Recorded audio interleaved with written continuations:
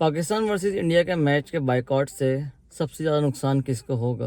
पाकिस्तान को, इंडिया को या आईसीसी को?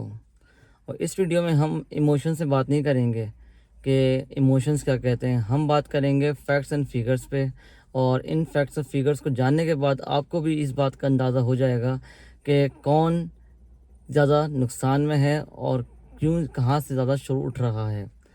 सबसे पहले बात करें आईसीसी की, तो आईसीसी का जो रेवेन्यू साइकिल होता है वो ज़्यादा जनरेट होता है ब्रॉडकास्टिंग से, ब्रॉडकास्टिंग राइट से।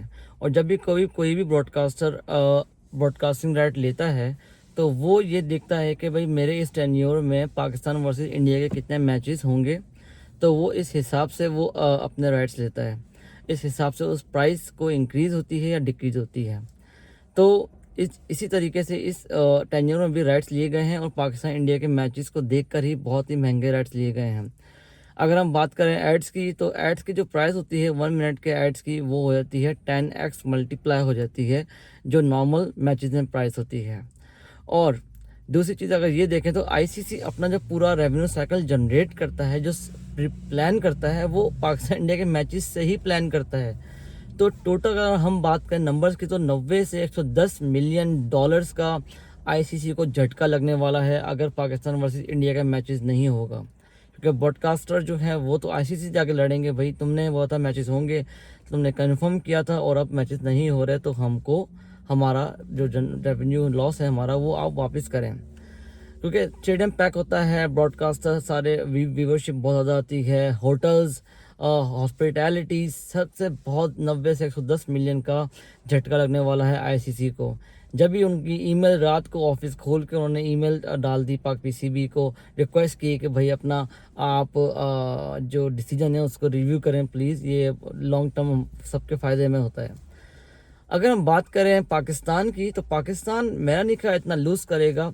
हो सकता है कि जो उसका जो आईसीसी रेवेन्यू देता है 15 से 20 या 25 मिलियन डॉलर का आईसीसी को, पीसीबी को, थोड़ा बहुत उससे वो नुकसान हो।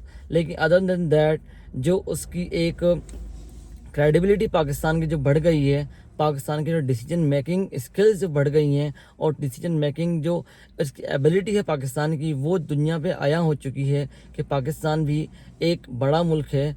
और काफ़ी ज़्यादा प्रोपेगेंडा फैलाया जा रहा है कि पाकिस्तान की जो वर्थ है वो इंडिया के मैचेस से ही है। अगर आप देखेंगे तो पूरे आईसीसी की जो वर्थ है ना, वही पाकिस्तान इंडिया के मैच की है।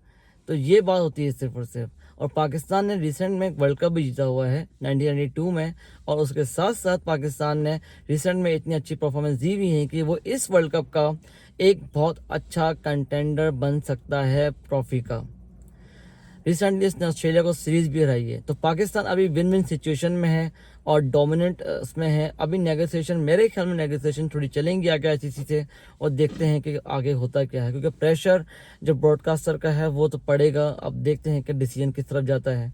बात करें हम इंडिया की, तो सारे ब्रॉडकास्टर इंडिया के हैं, और ये इंडिया के लिए कोई पाकिस्तान इंडिया का मैच नहीं है। ये इंडिया के लिए क्या है, एक पार्ट टाइम बिजनेस है उनके लिए। Ads, revenue, viewership, news channel, हर जगह पाकिस्तान इंडिया चलेगा। शोज़ होंगे तो रेवेन्यू की तो एक मतलब के मिलियन से बिलियन डॉलर की इंडस्ट्री है इंडिया के अंदर इस चीज़ की, तो वो भी काफ़ी ज़्यादा हर्ट होगी इससे ज़्यादा।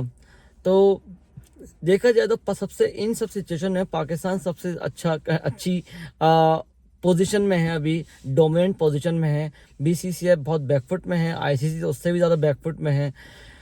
तो अभी बस देखना ये है कि अब इससे आईसीसी क्रेडिबिलिटी भी असर पड़ेगा कि भाई आप जब लास्ट दिनों में जब चैंपियंस ट्रॉफी के लिए इशू हुआ, ये हुआ, आपने इंडिया की सारी बातें मानी, और अब पाकिस्तान किसी चीज़ से अगर बाइकआउट कर रहा है तो आप उस पर डोमिनेंस नहीं कर सकते, आपको लेवल पे आके बात करनी पड़ेगी। हम भी एक member of the cricket nation है, हमारे अपने व्यूज़ हैं, हमारे अपना रेवेन्यू है, हमारी इतनी कितने 24 से 30 करोड़ की आबादी है जो कि मैच देखती है, तो कोई इसको लेट डाउन नहीं कर सकता।